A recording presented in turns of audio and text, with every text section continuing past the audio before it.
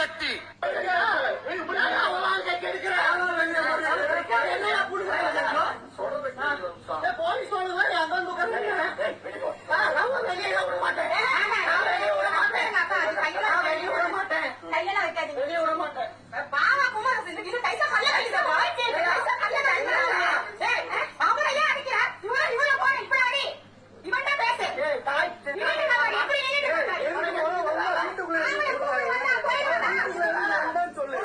பொறம்போக்கு விஜய், பொறம்போக்கு விஜய் தூய சக்தி தூய சக்தின்னு சொல்லிட்டு காம சக்தி ஆயிட்டுக்கிறாங்கடா.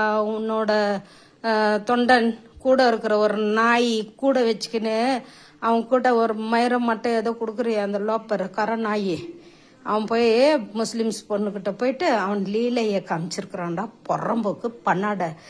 இதுக்கு ஒரு நாய் கமாண்ட் பண்ணிருக்கு. இது கூட திமுக அதே பிடிச்சினுங்க. நான் பண்ணுறது இது இப்போ ரொம்ப நான் எதுவும் பேசுகிற மாதிரி இல்லை. ஏன்னா எங்கள் வீட்டில் இது வச்சுட்டு இருக்கிறதுனால நான் ஜாஸ்தி பேசுகிற மாதிரி இல்லை. இந்த திமுக தொண்டர்களை நீங்கள்லாம் இதை பார்க்குறீங்க தானே? இதை பார்க்குறீங்க. கண்ட நாய் எல்லாம் என்ன கமாண்டில் சில வார்த்தைகள் சொல்கிறான். 100 பேர் நல்லது சொன்னாலும் ஒரே ஒரு நாய் திஷ்டி கழிக்குது வந்து. அந்த எவ்வளோ பச்சை நான் கேட்டேன்.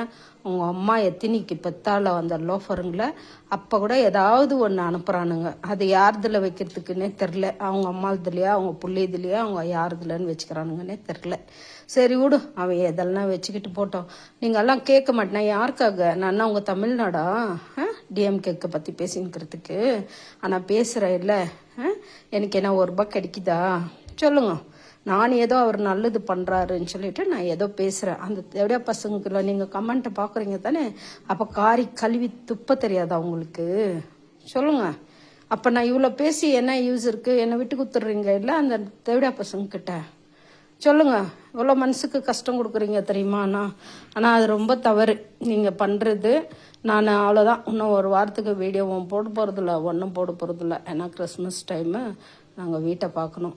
இதில் வந்து இறங்கிட்டா நம்மளுக்கு பைசாவுக்கு யூஸ் இல்லை. ஆனால் கண்ட நாய் ₹100 பேசுகிறேன், ₹200 பேசுகிறேன்றானுங்க.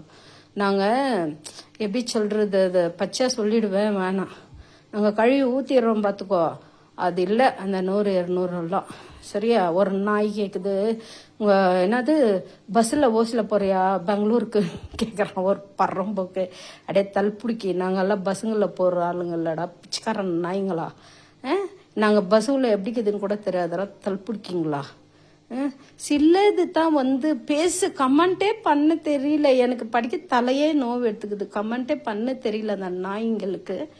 ஆனாலும் பேசுதுங்க. ஏதோ ஒன்று பேசணும்னு சொல்லிட்டு பேசுதுங்க. விடு. அவ்வளோ கேட்டனே. இல்லை வேணா ஹிந்திக்காரனுங்களா இல்லை தெலுங்குக்காரனுங்களா இல்லை வேற தமிழ்காரனுங்க தடா புறம்போக்குங்களா? உங்களுக்கு புரியலையா நான் கேட்டால் அவ்வளோ வார்த்தை? உடம்பு கூசில் உன் அம்மாவை பார்க்கும் போது அந்த எண்ணெய் வருதா? உன் பிள்ளைய பார்க்கும் போது அந்த எண்ணெய் வருதாடா? தல்பிடிக்கிங்களா? நான் என்ன கேட்டேன்? எனக்காக கமெண்ட் பண்ணாதீங்கடா தேவடியா பசங்களான்னு கேட்டேன். பண்ணால் நீ விஜய் பொண்டாட்டியை ஓத்துவேன், இல்லை விஜய் உன் பொண்டாட்டியை உங்கள் அம்மாவில் ஓத்துவேன்னு சொன்னேன். இதை மீறி நீங்கள் கமெண்ட் பண்ணுறீங்கன்னா நான் என்ன சொல்கிறது? நீங்கள் சொல்லுங்கள்.